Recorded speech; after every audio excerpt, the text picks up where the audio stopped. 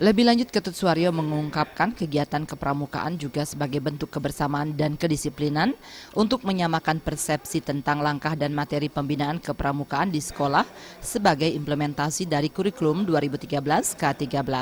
Kegiatan kepramukaan dilakukan secara terintegrasi dengan materi pelajaran. Yang lebih penting lagi, kata Ketut Suwaryo, bahwa karakter ini menentukan nasib bangsa masa depan. Makanya pihaknya menyambut baik ajang kemah terpadu yang digelar PPLP Dasmen PGRI Kota Denpasar belum lama ini.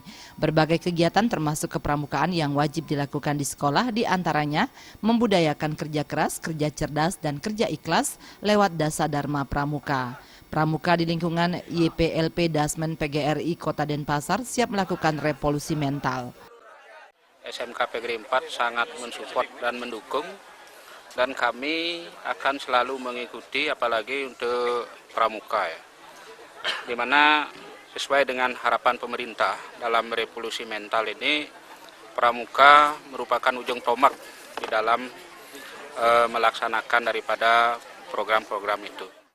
Ketut Suwaryo menambahkan, sebagai sekolah dengan program studi perhotelan dan multimedia, sudah selayaknya memberikan disiplin dan pendidikan karakter kepada siswanya, karena hal tersebut sangat mempengaruhi kualitas lulusan siswa itu sendiri.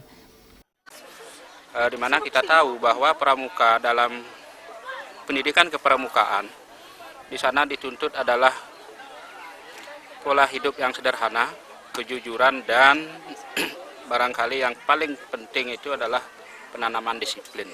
Pada kesempatan tersebut, Ketut Suwaryo mengucapkan terima kasih kepada masyarakat yang telah mempercayakan anaknya bersekolah di SMK PGRI 4 Denpasar. Pihaknya menyampaikan dengan memiliki gedung sendiri dan representatif, serta sarana prasarana pendukung yang memadai, pihaknya yakin kedepannya mampu menghantarkan anak didiknya menjadi generasi yang sukses, apalagi sudah bekerja sama dengan dunia industri yang kompeten di bidangnya. Purnama dan Ngurahwira, Bali TV.